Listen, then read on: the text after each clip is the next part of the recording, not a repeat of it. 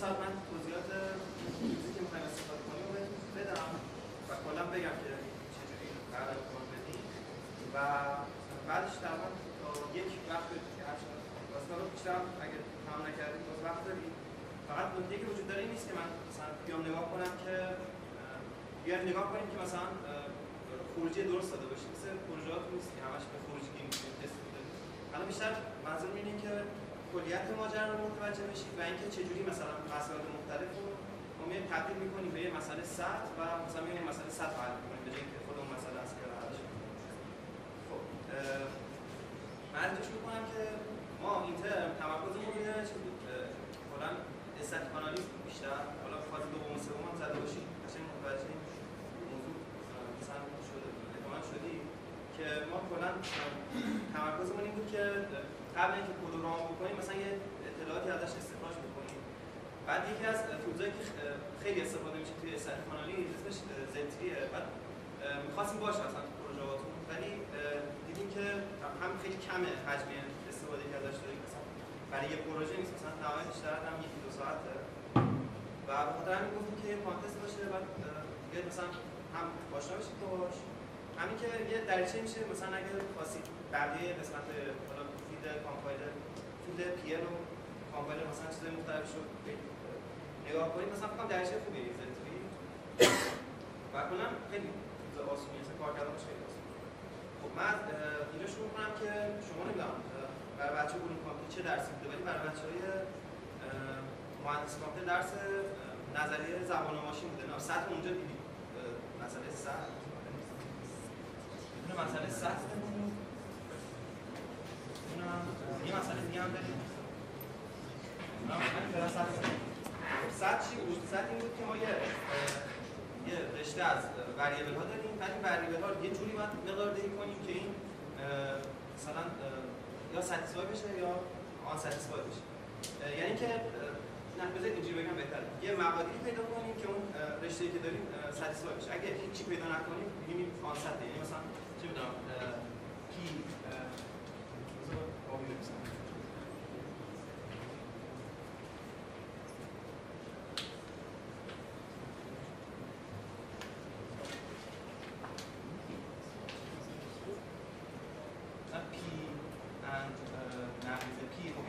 همیشه آن سطح دیگه. شما میتونید ولیو بدید به پی که این مثلا سطح بشه، هیچ وقت پیدا نمی‌کنید. بعد مثلا حالا یه خورده پیچیده‌تر دیگه فرض کنید انت وریبل داریم، بعد می‌خوایم برای این مثلا یه چیزی پیدا بکنیم، یه مجموعه مقادیر پیدا کنیم برای وریبل‌ها که این مثلا ترو بشه. مثلا یه مثال که من بهتون بگم مثلا چه می‌دونم آ اور مثلا بعد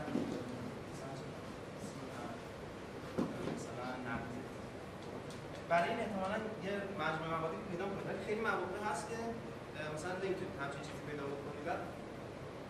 برای اینکه این کارو بکنید چیکار می‌کنید؟ شما معمولاً میرید یه تروس تیبل می‌کشید. خب تروس تیبل مثلا چه کنم همین اینو من می‌خوام تروس تیبلش بکشم، یه پی بدم بعد میگم که یا ترو یا فالس. خب چون هم یه وریبله برای جفتش نگاه کنم بعد مثلا نگاتیو برای همش فالس. حالا برای انت وریبل دقیقاً چند تا چیز میشه، چند تا رو میشه برای انت وریبل که 2 به توان n.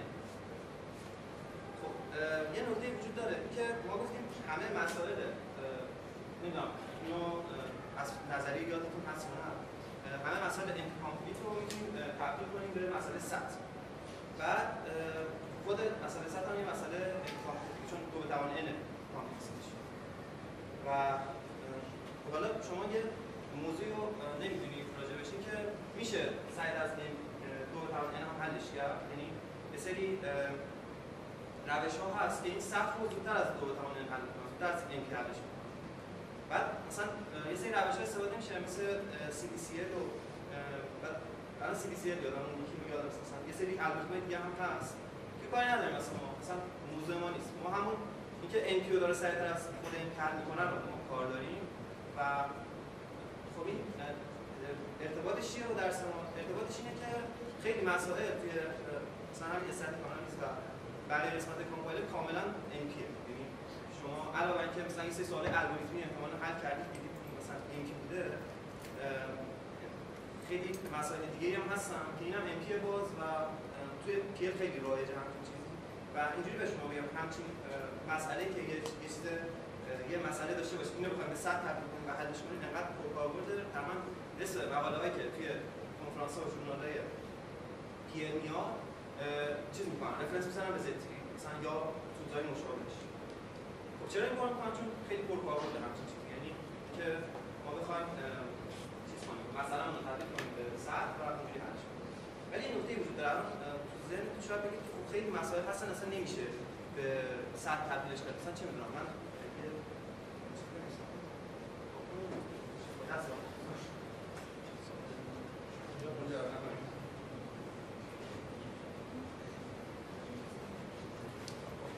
مسائل ریاضی هستن که اصلا شما نگاه بکنید مثلا با خودتون میگید که این نمیتونه مثلا به مسئله 100 تبدیل بشه. من مثلا یه مثال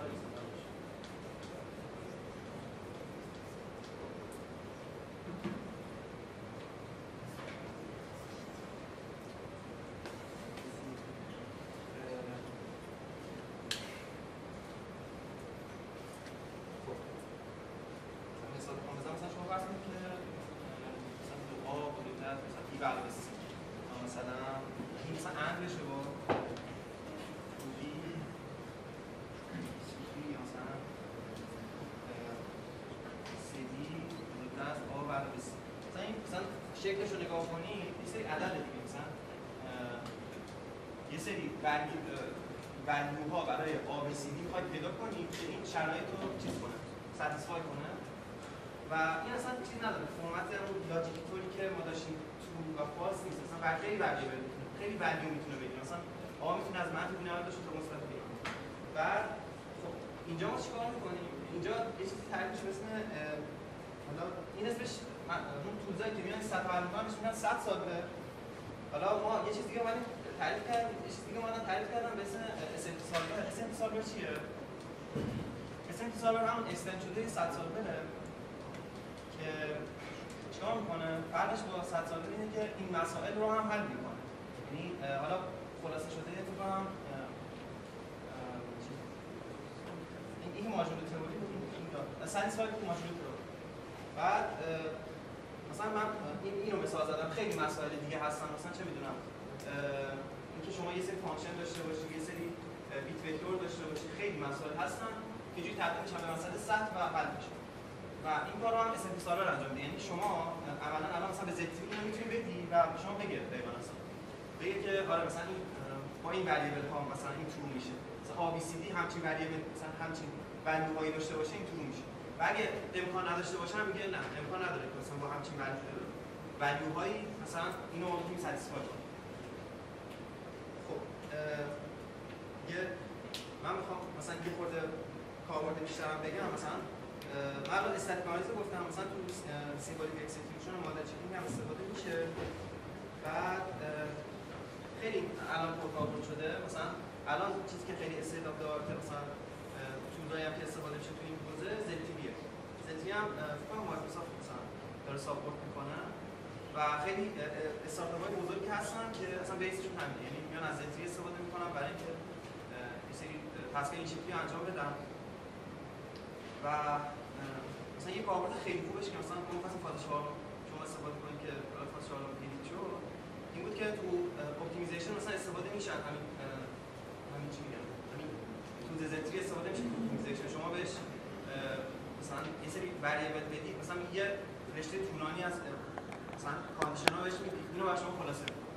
مثلا همین اینو ما می‌خواستیم شما انجام بدید ولی انجامش دادیم الان صرفا می‌خوایم تحلیل بکنیم. مثلا الان 4 تا تاسک داریم. تاسک 4متون اینه که ما این که الان گفتم انجام دادیم خودش رو به شما میدیم، فقط شما تحلیل بکنید. یعنی میایم تحویل میگیریم که ببینیم مثال عملی هم بزنم از اینکه چجوری میشه این ZTB رو استفاده کرد. خب اون که پاک بشه.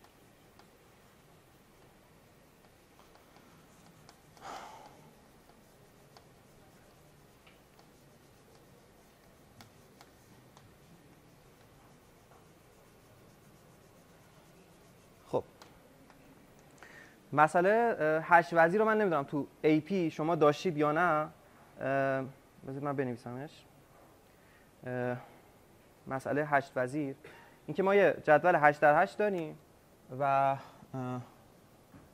حالا من کامل نمیکشمش، این چرا رنگ نداره، این فوت شد. خب بذارم اینجا باشه. مثلا 8 وزیر اینجوری بود که ما یه تیبل داشتیم، حالا کامل نمیکشم دیگه، یه همچین چیزی داشتیم. بعد خب اینجا فرض کنید که من میخوام، گفتم که فانکشن میتونیم تعریف کنیم دیگه تو زتری، گفتم SMT سالورها علاوه بر این که الان یه خورده پیچیده‌تر از این داستان شدن که شما فقط وریبل بهش بدید، وریبل بهش بدید بگید ترو فالسه، میتونید فانکشن اصلا بهش بدید. بعد ما یه فانکشن مثلا میتونیم تعریف بکنیم بگیم که خونه 1 1 مثلا، یه همچین چیزی. مثلا فرض کنید یه فانکشن پوزیشن داریم، من پی می‌نویسم خب، که این مثلا یه اینت و یه اینت، یعنی دو تا ورودی میگیره، حالا خروجیش هم یه بولیانه دیگه. و اگه همچین چیزی بتونم تعریف کنم میگم که خب این خونه 1 چی میشه؟ پی 1 1. خب پی 2 پی 1 2 پی 1 3 و تا پی 1 8. بعد از این پایین چی میشه؟ پی 2 1 پی 2 2 پی 2 3. خب مسئله 8 وزیر رو شما یادتونه چی بودش؟ حالا اگه کسی یادش نبودم به من بگه که من یه خورده چیز کنم. همه کاندیشناشو اگه کسی یادش نیست من بگم. این 8 وزیر این بود که 8 تا وزیر رو یه جور بذاریم که همدیگه رو نزنن دیگه، همدیگه رو تهدید نکنن.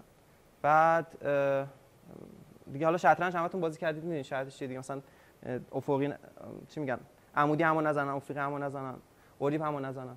بعد خب اینو فرض کنید الان می‌خوایم دقیقاً به مسئله چیز تبدیل کنیم، مسئله سطح می‌خوایم تبدیلش کنیم. و یه چیزی بگم، این مثلا فکر کنم مسئله ام پی باشه، چون حالا تو ذهنتون شاید باشه که بک ترکینگ داره. خب بک ترکینگ هم داشته باشه باز دلیل نمیشه. حالا اینو مطمئن نیستم که ام پی یا نه، ولی فکر کنم ام پی بودش. و کسی میدونه این چند تا جواب داره؟ یعنی 8 تا وزیر بخوایم بذاریم همدیگه رو ناکوت نکنن، چند تا چیز داره؟ چند تا جواب داره؟ کسی نمیدونه.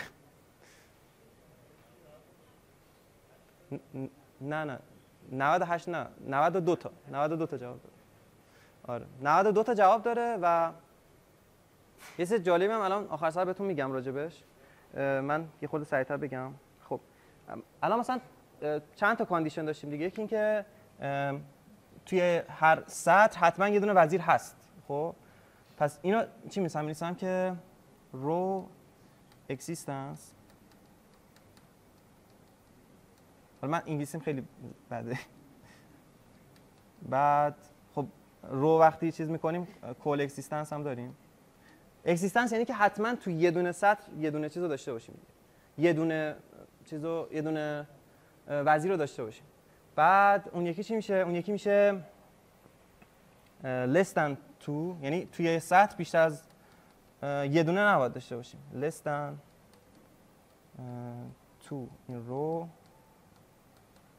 less than 2 in column. خب الان فرض کنید که اینو من میخوام چیز کنم، مپ کنم، یعنی فرض کنید این یه بولیان وریبل. الان من اولیو می‌نویسم، بقیه‌شو فکر کنیم حالا باز. مثلا من یه دونه رو بخوام بنویسم چجوری می‌نویسم؟ میگم که یه دونه مثلا P11 and با P12 and با P18 حتما ترو باشه. درست میگم؟ یعنی من اینا رو همه رو اند کنم. نه بخش راست میگم، حواسم اور.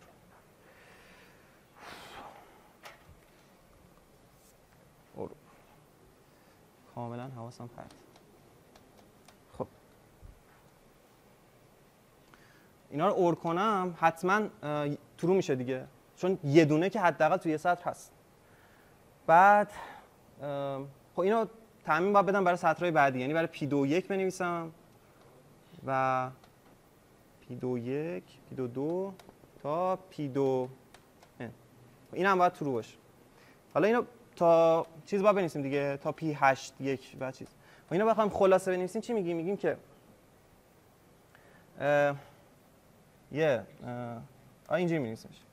میگیم که از بذار من میترسم اشتباه بنویسم، من 10 بار اینو تمرین کردم اشتباه ننویسم، بعد هر دفعه اشتباه می‌نویسم. J از 1 شروع میشه و این پی آی و جی، آره همین هیچی نمی‌نویسم یعنی ترو باشه دیگه. این الان این معادلش این میشه. خب بعد برای کل بخوام بنویسم چجوری می‌نویسمش؟ فقط همین آی و جی فکر کنم باید برعکس کنم دیگه، چیزی دیگه نداره. بذار بس بنویسمش.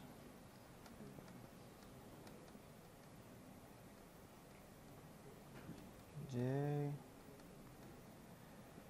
پی جی آی. خب اینو یکم پایین‌تر بنویسم.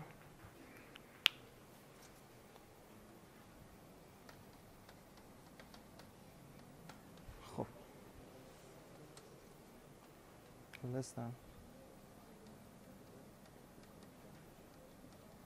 تو رو. خب الان مثلا لستن تو رو چجوری میشه نوشت؟ یه ذره فکر کنید بهش بعد من چیز می‌خوام. همین فکر کردم بهش مهمه، یعنی اینکه چجوری میشه مپ کرد به سطح مهمه. خیلی سینتکسی نمیخوام، مهم نیست برام سینتکسی یاد بگیرید. مهمه که فکر کنید اینو مثلا چطوری میتونید با این وریبل‌ها بگید که حد اکثر یه دونه دیگه توی هر سطح باشه. این یه ذره فکر کنید میگم من.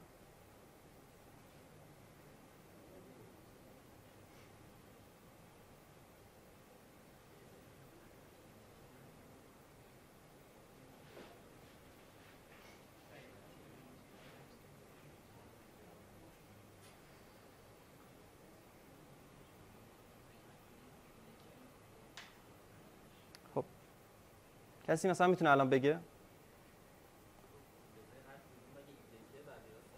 آره یه همچین چیزی. یه خورده دقیق‌تر میگی. این که میگی میخوام بنویسمش دیگه به صورت اند اور. یه خورده به ازای میخوای بنویسی، یعنی همه یا میشه نوشته ولی داری پیچیده‌اش می‌کنی. مثلا ساده‌تر هم میشه گفت.